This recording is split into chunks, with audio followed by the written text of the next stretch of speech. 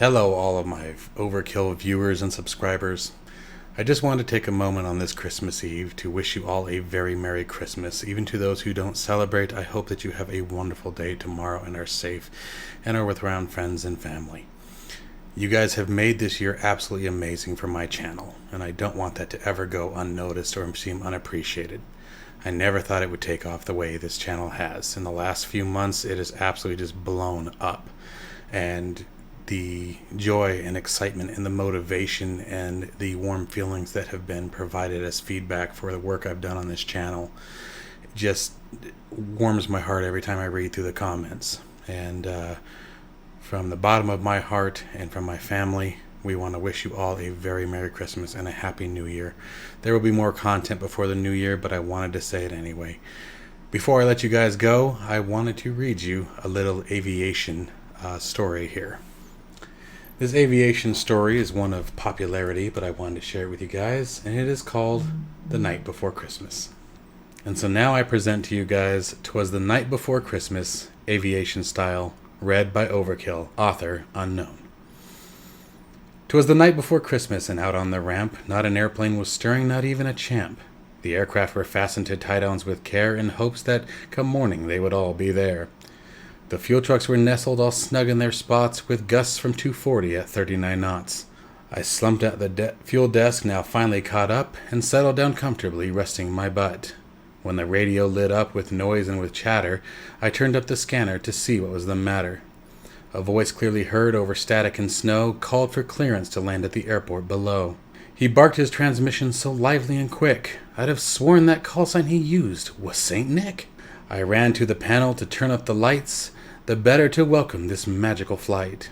He called his position, no room for denial, St. Nicholas 1, turning left onto final. And what to my wondering eyes should appear but a rattan-built sleigh with 8 Rotex reindeer. With vectors to final, down the glide slope he came. As he passed all the fixes, he called them by name. Now Ringo, now Togo, now Trini, now Bakin. On Comet, on Cupid, what pills was he taking? While controllers were sitting and scratching their head, they phoned to my office. I heard it with dread. The message they left was both urgent and dour. When Santa pulls in, have him please call the tower. He landed like silk, with the sled runners sparking.